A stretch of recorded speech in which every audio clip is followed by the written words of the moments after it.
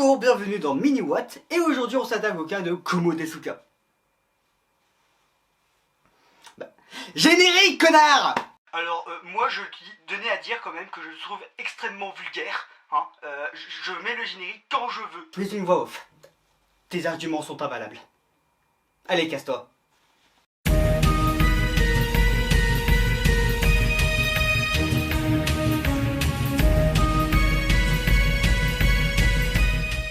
Bon, maintenant que le générique est parti, et si nous commencions Kumo Desuka, ou alors So I'm a Spider, So What, mon accent anglais est extraordinaire, écrit par Okina Baba.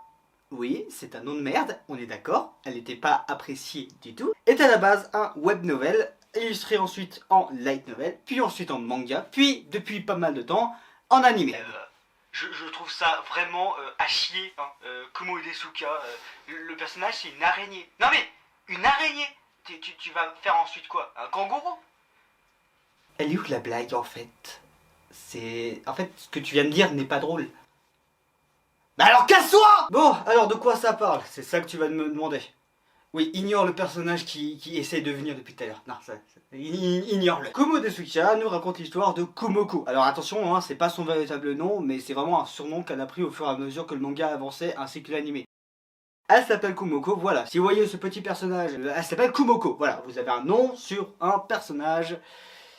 Est-ce qu'on peut continuer? Bref, ça raconte l'histoire en fait d'une classe de 26 élèves, un truc comme ça, ouais, sûrement, qui en fait s'est fait tuer pour des raisons mystérieuses. Et nous suivons bien sûr le personnage principal qui s'est réincarné en araignée. Elle est l'une des seules à s'être réincarnée en monstre, surtout dans le labyrinthe d'Elro, qui est un labyrinthe extrêmement dangereux où elle va essayer d'augmenter ses levels pour devenir de plus en plus forte, etc. etc. Bon, alors, qu'est-ce que je pense de cet animé? C'est ça que tu vas me demander. Non, tu t'en fous? Eh ben je m'en bats les couilles. Bon, on va faire simple. Il est devenu mon top 4 des mangas, light novel ou autres que j'aime le plus. Ouais, à ce point. De plus, il a eu le même cheminement qu'un autre manga que j'aime beaucoup qui s'appelle Moi quand je m'incarne en Stein. Et ouais, les deux mangas ont pas mal en commun. À la base, c'était des web novels. Ils ont une popularité totalement impressionnante. Et puis, ils ont été adaptés en light novel. Ensuite, en manga, en animé, etc. etc. En tout cas, j'ai beaucoup aimé le manga, l'animé. Je me suis mis assez récemment et j'ai trouvé ça plutôt potable. Quant au light novel, eh ben, je l'ai terminé. Je suis devenu sans amis, exactement. Voilà, je suis en recherche d'amis. Mon numéro s'affiche en description. Allez, salut. Bon, on est parti pour les points négatifs. Et qu'est-ce qui ne va pas dans l'animé? Oh. Numéro 1, l'animation 2D n'arrive pas à suivre alors que l'animation 3D est quand même oufissime. Numéro 2, la narration est bordélique, on a d'un côté le présent et d'un côté le futur. En clair, d'un côté on suit Kumoko qui suit ses aventures et de l'autre côté on suit les autres étudiants qui sont arrivés 15 ans plus tard. Attention, hein, ce n'est jamais précisé dans aucun des épisodes. Et c'est un peu ça le problème. Et c'est tout, hein. Ouais, en termes de points négatifs, il n'y a que ça. On est parti sur des points positifs. Alors, par quoi je commence? Est-ce que je commence par le rythme? Non, parce qu'on peut commencer par ça déjà en premier lieu. Hein. Allez, c'est parti. Le rythme est comme dans Mon Commun en fait, l'histoire vraiment prend son temps. Hein. On n'est pas pressé, un rythme plutôt soutenu, qui ne devient pas chiant, on n'est pas dans du Re:Zero. Oui, un petit pic à Re:Zero, c'est gratuit.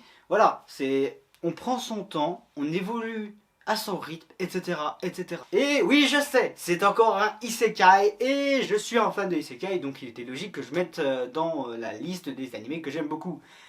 Même s'il est vrai que l'animé n'est pas vraiment parfait, hein. Encore une fois, on voit les points négatifs, tu comprendras. Mais ça montre vraiment un isekai qui est intéressant à suivre. Il y a une notion de jeu vidéo qui est très intéressante. Si vous êtes fan de jeux vidéo, par exemple, vous retrouvez pas mal de références, à la fois dans Kumo Desuka, mais aussi dans Tetsura, hein. Ouais, non, je sais, c'est censé être un mini-watt sur Kumo Desuka, mais je peux pas m'en empêcher de parler de Tensura parce qu'ils ont des thèmes assez similaires. Bon, de quoi je pourrais parler? Des combats? Et ben les combats sont... c'est des combats de monstres, disons. Et c'est génialissime, c'est très bien chorégraphié, je parle de l'animé. Dans les mangas c'est épique, hein, les monstres ressemblent à de gros monstres. Dans l'animé c'est un peu moins monstrueux, c'est un peu en 3D, donc du coup ça rend un peu moins bien les choses. Mais les combats restent sympas. Et bon, bien sûr, l'opening, hein, je ne pouvais pas parler des points positifs sans parler de l'opening. Le 1 et le 2 sont très sympathiques. Parce que oui, effectivement, c'est un animé de 24 épisodes. C'est bien, 24 épisodes. Hein, c'est pas comme ces 12 épisodes de la saison 2 de Tetsura qui nous laissent sur un cliffhanger. Bref, ça sera tout pour cette vidéo.